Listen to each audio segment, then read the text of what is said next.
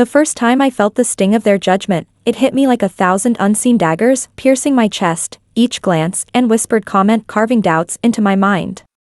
I remember walking into the office that morning, the fluorescent lights reflecting off the sterile walls, and feeling as though every step I took announced my inadequacy. They didn't have to say it outright, every smirk, every glance exchanged behind my back, every innocent remark dripping with condescension was enough. I was acutely aware of my own trembling hands, my heartbeat echoing like a drum in a cathedral, and yet they seemed oblivious to the chaos they stirred within me.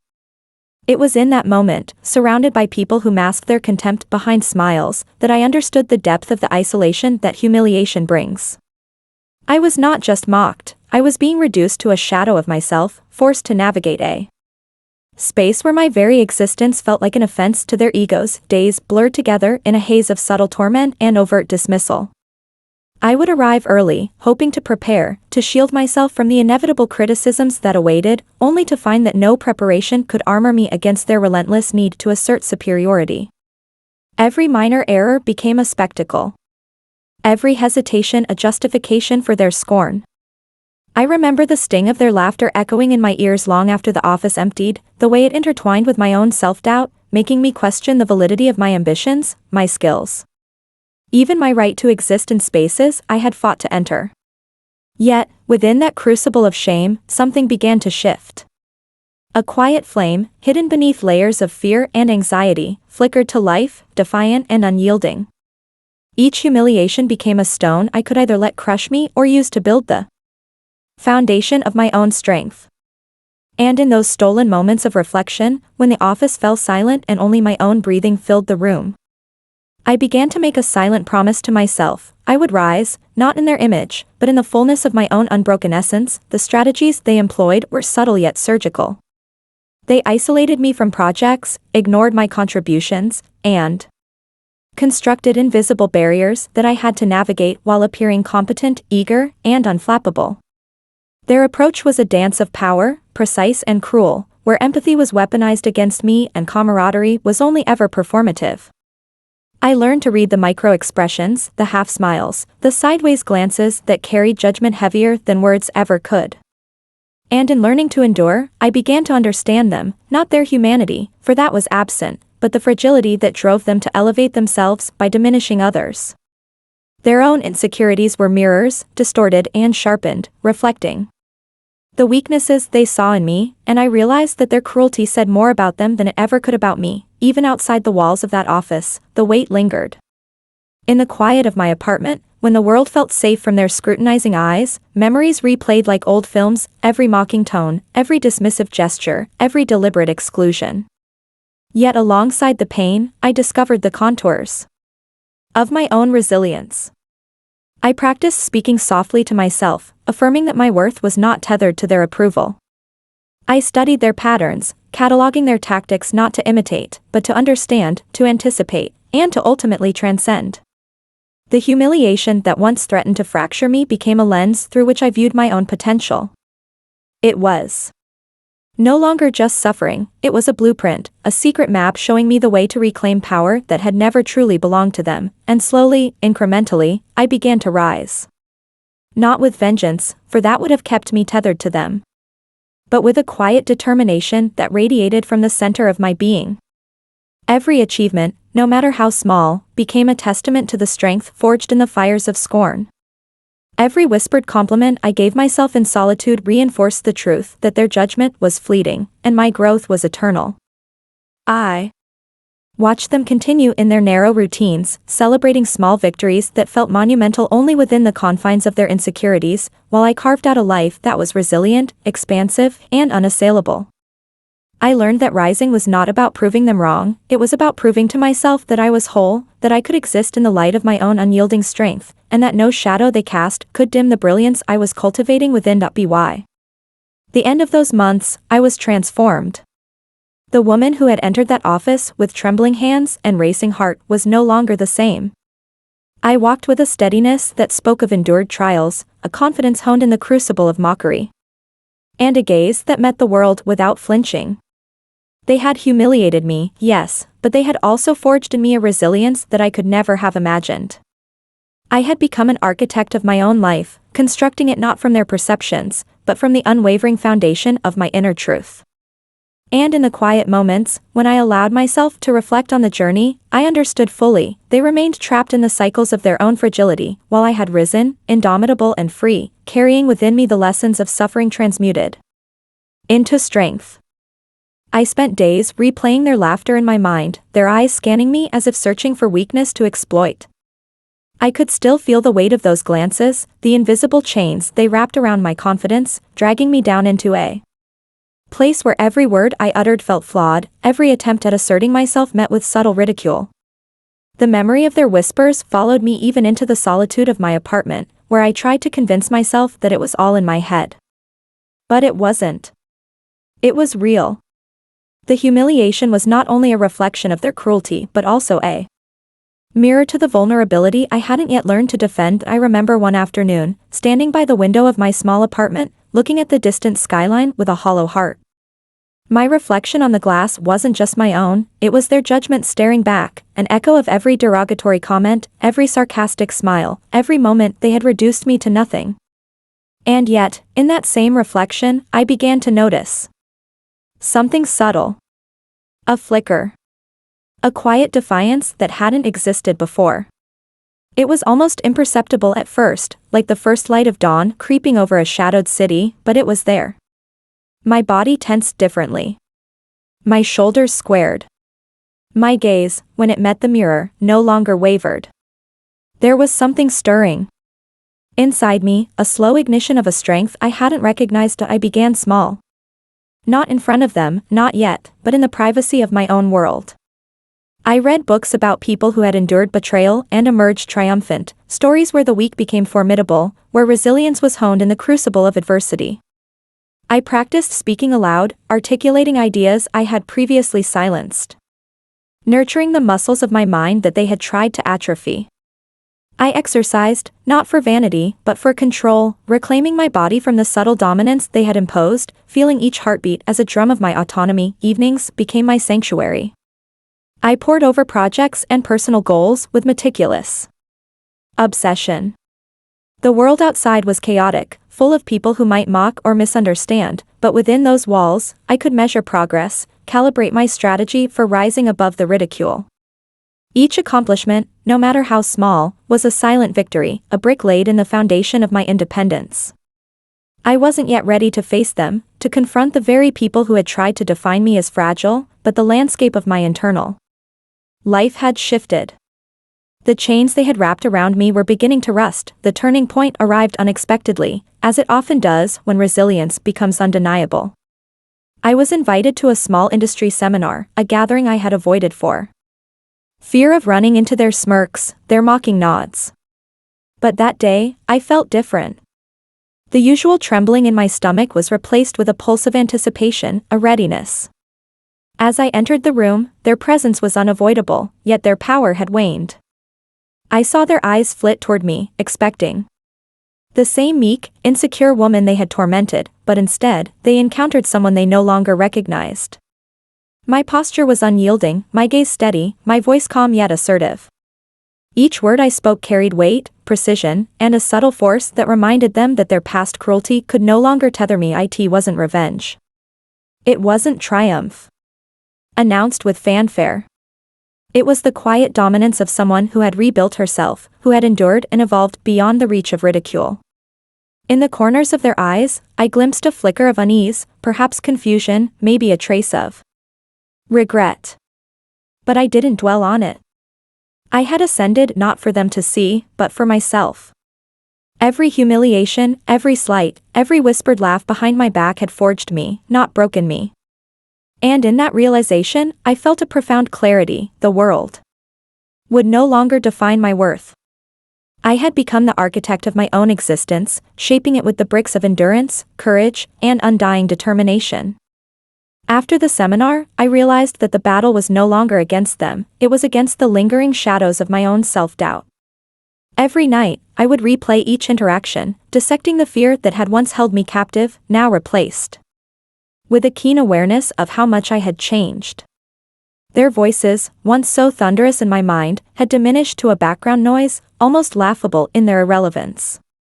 I discovered a strange liberation in observing my own evolution, recognizing the silent power of persistence and the meticulous cultivation of my resilience. I began to push myself further, deliberately seeking challenges that once would have paralyzed me.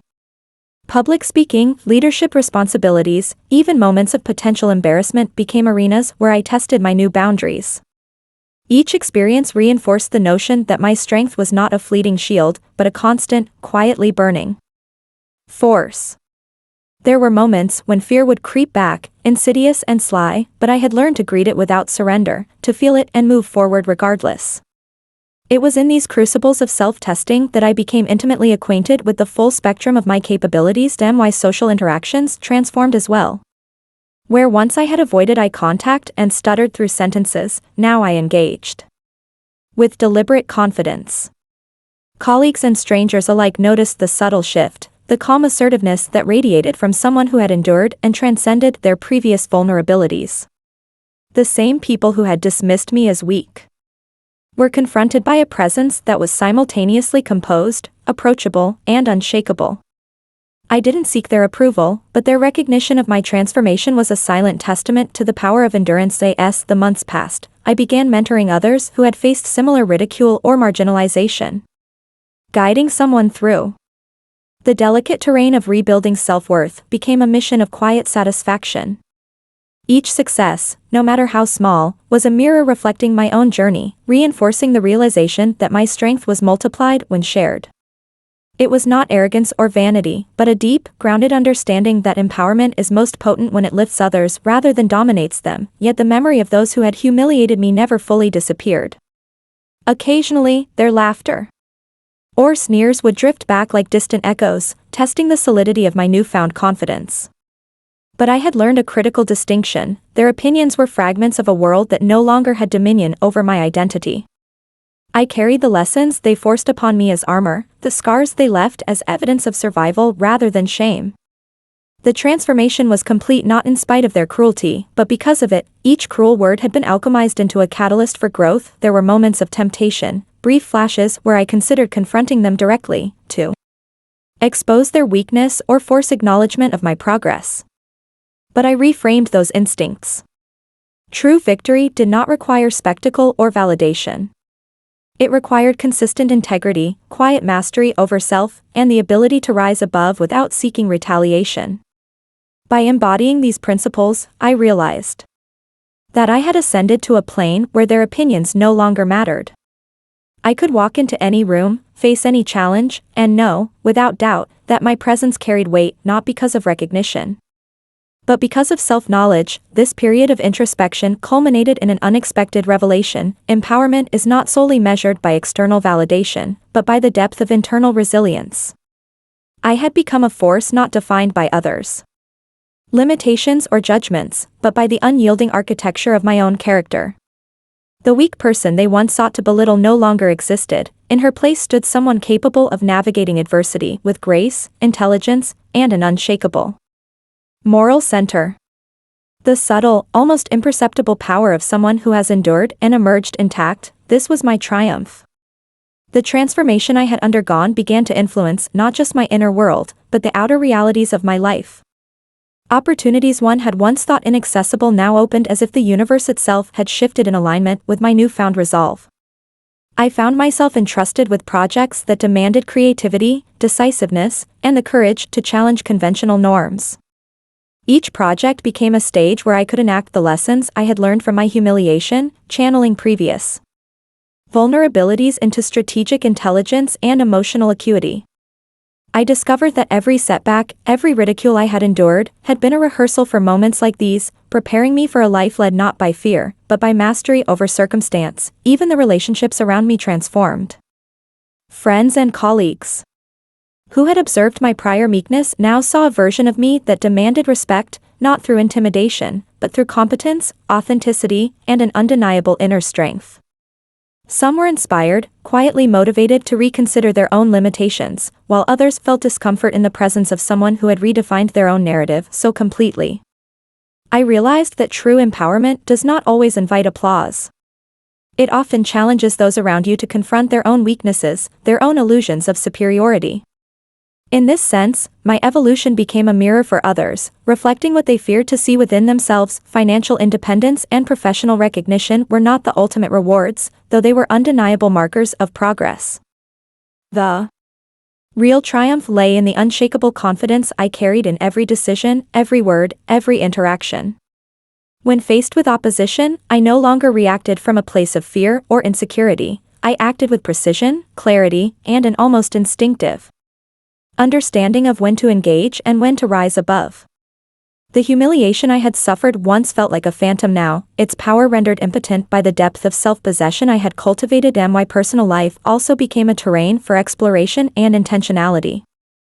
I no longer allowed myself to be consumed by the judgments of others, nor did I seek validation from those who had once undermined me. Romantic encounters, friendships, even casual interactions became opportunities to observe my own boundaries and preferences. I discovered the exquisite liberation of choosing alignment over approval, authenticity over performance, and resilience over dependence on external validation. Each day became an exercise in self-authorship, a continuous reaffirmation of the person I had chosen to become. Yet, amidst the success and growing recognition, I maintained vigilance against complacency. Growth, I realized, is an ongoing practice, not a fixed state. I continued to challenge myself, to confront discomfort, to take risks that might have seemed terrifying in the past. Each risk, whether it led to triumph or failure, was a lesson in endurance, a confirmation that the woman I had become could withstand adversity without crumbling. The echoes of past humiliations served as subtle reminders, not as anchors of pain, but as beacons illuminating the resilience I had built, guiding me toward further refinement and empowerment. Why now, the people who had once mocked me were often left in silent observation, unable to reconcile the shadow of their memory with the woman I had become. They had expected me to falter, to remain small, and to retreat into the confines of their imagined superiority. Instead, I moved through life with deliberate intent, my presence asserting itself naturally and unapologetically. Each interaction, each decision, became a quiet declaration of autonomy and strength, an unspoken testament that humiliation is never the end of a story, but the beginning of transformation when met with courage and discipline. In the solitude of reflection, I often marveled at the irony of it all. Those who had sought to diminish me had, without intent, catalyzed the most profound growth of my life. Their contempt, their laughter, their attempts to break me had served as the raw material for building an unshakable foundation of strength. I had learned that true empowerment is not simply surviving cruelty, it is alchemizing it into fuel for personal evolution, and then carrying that evolution into every aspect of existence with grace, precision, and integrity. Ultimately, I became aware of a simple but profound truth: resilience is not an attribute bestowed by circumstance. It is forged in the crucible of experience, tempered by self-awareness, and hardened by the conscious choice to rise regardless of external forces. The weak girl they had humiliated no longer existed. She had been replaced by a woman who understood the dynamics of power, the subtleties of human interaction, and the unparalleled strength that comes from unwavering self-possession. In this awareness, I found a serenity and command over my life that was both quiet and formidable, a testament to the ultimate victory over those who had once sought to define me by my perceived weakness. With each passing day, the sense of liberation I had cultivated deepened, evolving into something more than personal empowerment. It became a philosophy of existence.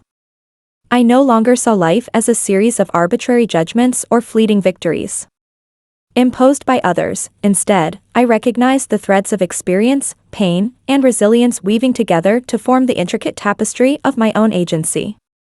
I walked through spaces once laden with anxiety and apprehension with a newfound composure, sensing every shift in energy, every subtle glance, yet unaffected by the echo of past derisions. My interactions had transformed into exercises in precision and subtle influence. Conversations, once arenas of insecurity and self-doubt, now became stages for thoughtful engagement and strategic insight.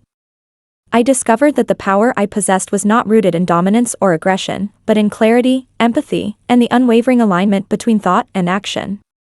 Each decision I made resonated with intent, revealing to myself and those around Me that a person who has fully embraced their own worth cannot be easily shaken. As my professional and personal lives flourished, I observed the reactions of those who had once sought to diminish me.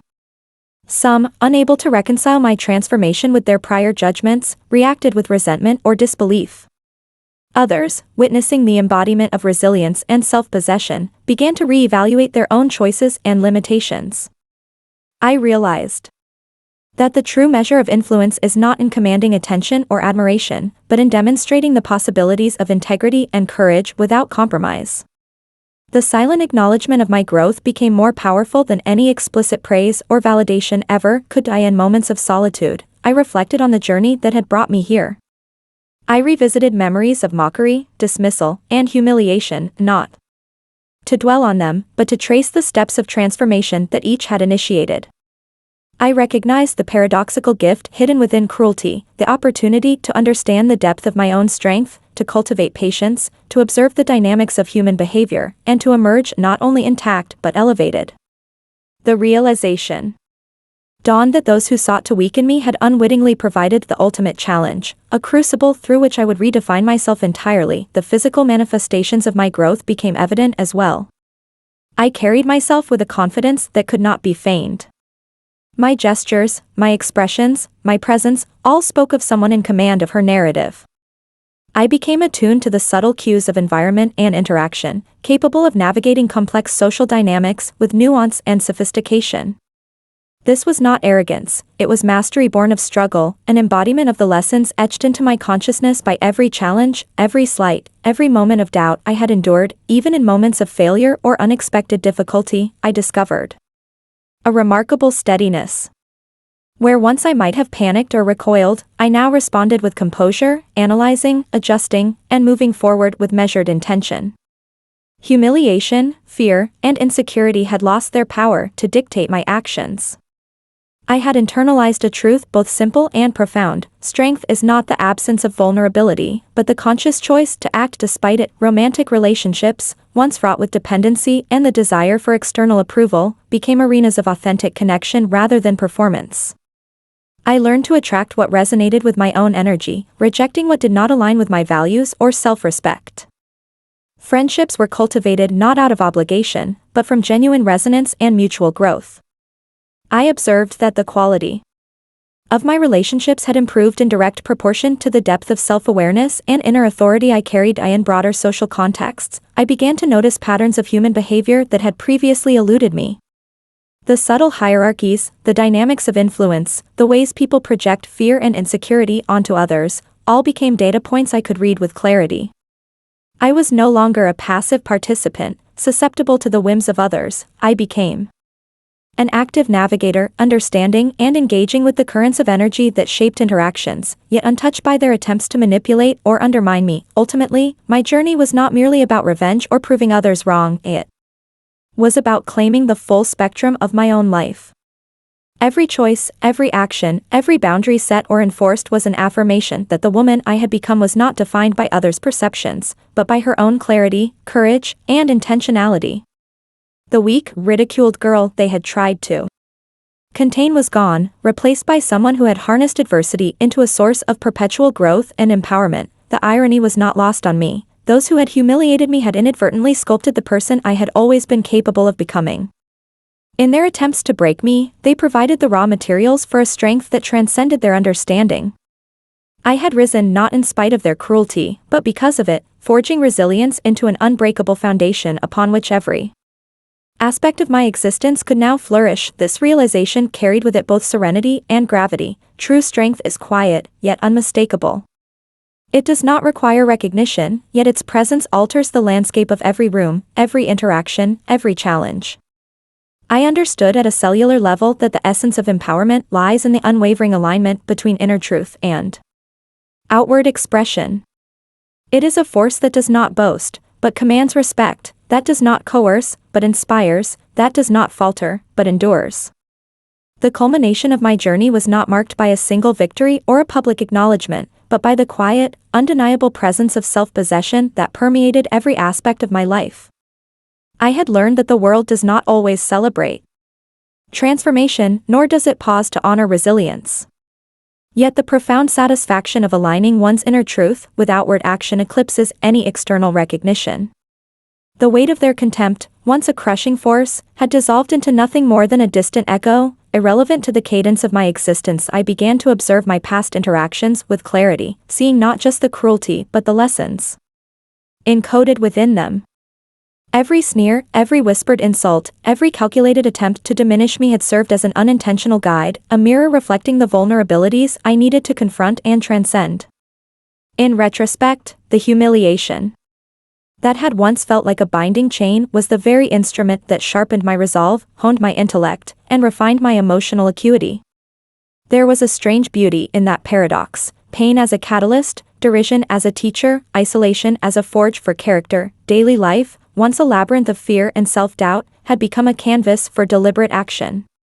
I approached every task, every encounter, every opportunity with an acute awareness of intention. The decisions I made were infused with purpose, and the energy I projected was no longer subject to the fragile judgments of others. The presence I carried spoke louder than any words I could utter. My confidence was not performative, but an emanation of the unshakable foundation I had built through years of struggle and observation. In the professional realm, I found doors that had once been closed now opening with ease, not because I sought validation, but because my competence, clarity, and unwavering self-respect were impossible to ignore. Colleagues who had once dismissed me now regarded me with a mixture of awe and uncertainty.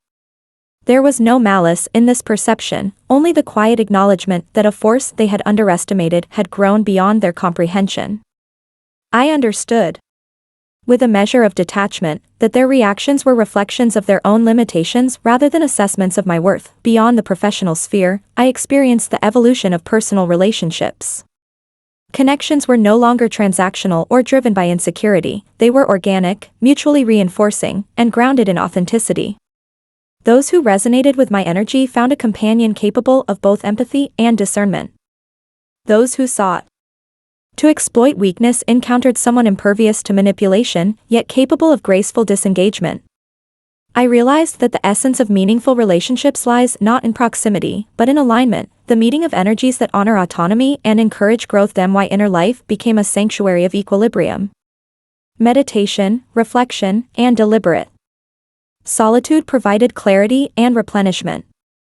In these moments, I confronted my fears not as obstacles but as teachers, recognizing the intricate architecture of my own psyche. The residues of past humiliation no longer dictated my emotional responses; they served merely as markers of the journey I had undertaken. The trauma of ridicule had transformed into insight, the sting of rejection into awareness, and the shadow of doubt into a measure of humility and discernment. Romantic entanglements, once fraught with insecurity and the need for external validation, evolved into partnerships rooted in respect, communication, and shared values. I discovered that love, when untainted by desperation or neediness, is a reflection of self-completion rather than an attempt at fulfillment. The individuals drawn to me now were not those seeking to dominate or diminish, but those capable of recognizing and celebrating strength as an equal, not a threat. The irony was clear: by cultivating my own power and stability, I naturally attracted relationships of integrity and resonance. As I navigated larger social dynamics, the awareness of human behavior deepened further. I could read the undercurrents of tension, recognize the subtle mechanisms of influence, and discern the interplay between authenticity and pretense. The past had trained me to perceive deception, anticipate manipulation, and engage strategically when necessary, yet always from a place of moral clarity. I became both observer and participant, engaging fully in life while remaining anchored in the unassailable truth of my own experience. The crowning realization, the ultimate culmination of my transformation, was the understanding that true empowerment is inherently quiet and uncompromising. It does not require applause, validation, or recognition. It exists in the alignment between mind, body, and spirit, in the conscious decision to act in accordance with one's principles, regardless of external forces. The weak girl they had attempted to break no longer existed; in her place stood someone impervious to their judgments, someone whose strength was both subtle and profound, whose presence reshaped the very dynamics around her. I had risen, not to prove them wrong, but to fulfill the potential they had failed to recognize. Every humiliation, every slight, every moment of mockery had become the scaffolding upon which my life was rebuilt, more resilient, more intentional, and more expansive than I could have imagined. The irony was complete. Those who had sought to diminish me had sown the seeds of my invincibility, and I flourished in ways they could neither predict nor comprehend. In the end, I understood that their contempt had never defined me, it had merely revealed the depth of strength I was capable of cultivating. I had become an embodiment of resilience, clarity, and intentionality.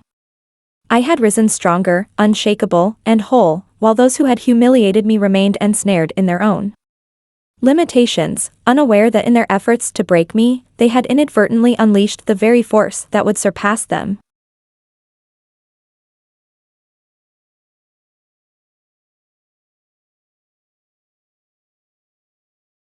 Look back at the moments when others tried to break you. Feel the sting of their doubt, the coldness of their ridicule.